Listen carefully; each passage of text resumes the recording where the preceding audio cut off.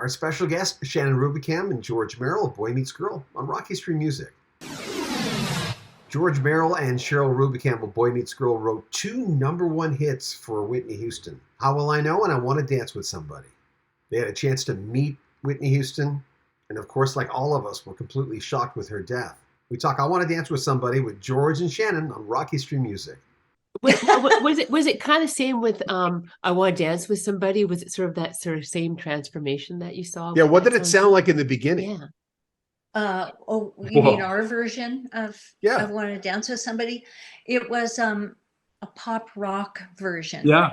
Mainly only because, by then we knew what Whitney sounded like, but there's no way that I, as the demo singer, could approximate her. So I just did the best I could to show the energy of the song. Yeah, we were after.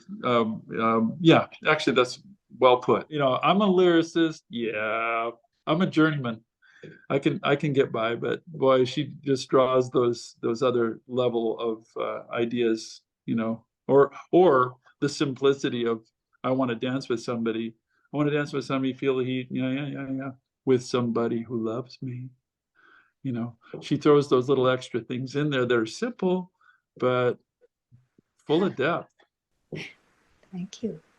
Yeah. What was your reaction to losing her? You had met her, obviously. Did you get a chance to meet her? Yeah. In fact, Briefly. that night at the How Will I Know concert, when she performed it, we were whisked backstage, and and this is the 19-year-old Whitney. If you see the movie, the little tight hair, and she had her mom and dad with her, and she was effervescent. It was her she first was tour. bouncy. It was amazing. Yeah. She was on top of the world, I think, at that moment. Yeah, I think sweet. It was actually so perfect to get a chance to meet her at that point, because I think all 3 of us it was like we were all pinching ourselves that we were all so full of good fortune at the time. And I think she was feeling just purely that. None of the complexities of life had kicked in quite then.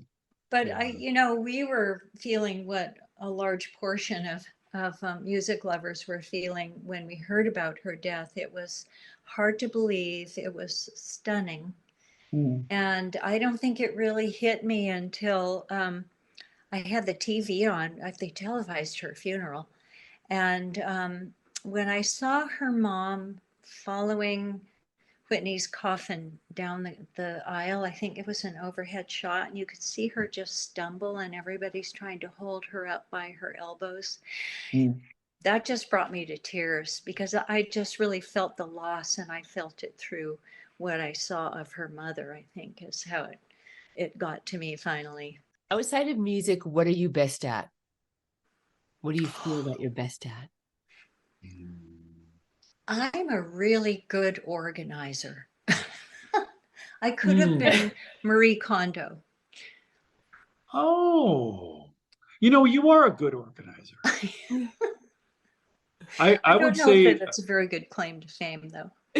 Well, I think I think you're, I wouldn't say selling yourself short, but you're also quite a pilot of airplanes. What? I mean, that's quite an accomplishment too. What? She can fly a plane, for God's sake. Well, how did that start? And how long have you been flying? I reached a point in my life, almost a decade ago now, where I had some time, and I was bored, and I thought, well, I should volunteer for something. So I looked around online, and I thought, that's not really going to give me that feeling I want. So I just closed my eyes and asked myself, is there something I've forgotten that I want to do? I closed my eyes and I had this technicolor vision looking in the side of a little plane, and I'm in the pilot seat. Nobody else is in the other seat either. So I went to the internet and I got a discovery flight. And when we took off from the runway, I think I went, woo, and the gal who gave me the discovery flight probably looked over and went, I think she's hooked. So I learned to fly, and I bought a little plane and had it all refurbished, and it's really fun and challenging. When was that? When would that have started? That was 2014, I think. Wow. Late in life. I wished I had learned much earlier, but I didn't. So it was the surprise when I did. We have a that's song. surprise. Nice. The follow up to that before I tell you whatever I'm going to come up with, which I haven't come up with, and I'm not stalling.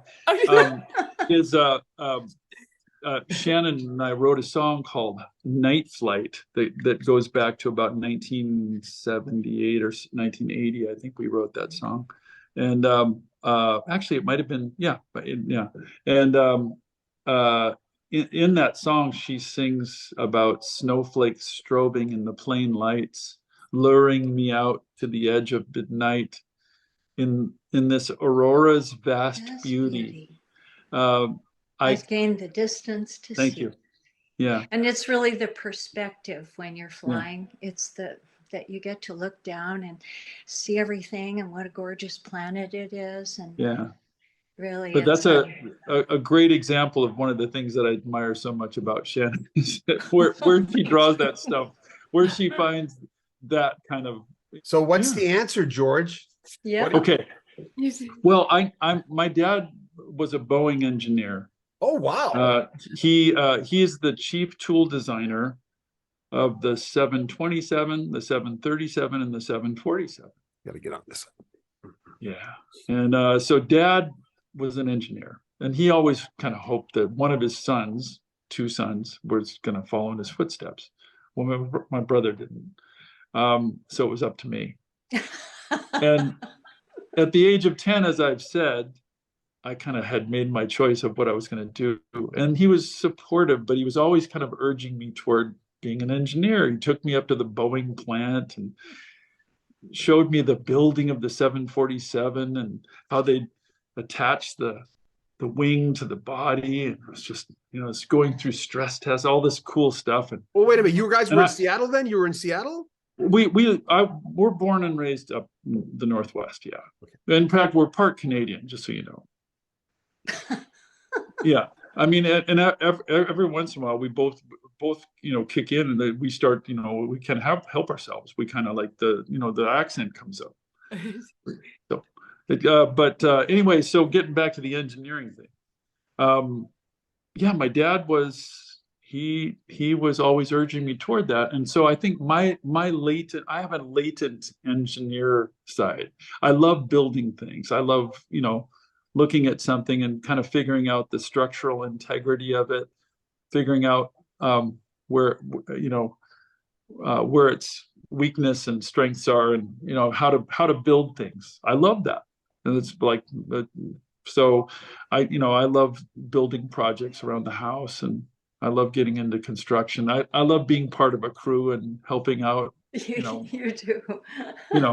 Like rebuilding the decks around a house that I had and stuff like that. I love doing that sort of stuff as another aspect of myself.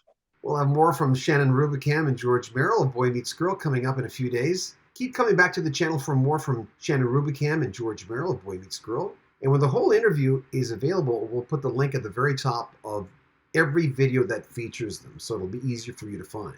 And there'll also be links to the podcast when it's ready. Remember, if you want to make a donation to the channel and help us grow, there's a PayPal link at the very top of the description. Also, join our Patreon. You'll get early access to all our videos. Subscribe to our channel. We've got great swag. If you want to buy a t-shirt or a coat or a hat, it's all at the very top of the description, the link. But subscribe to the channel, like our videos, comment on them, and share them on social media. We'd appreciate that. I'm John Bowden. This is Rock History Music.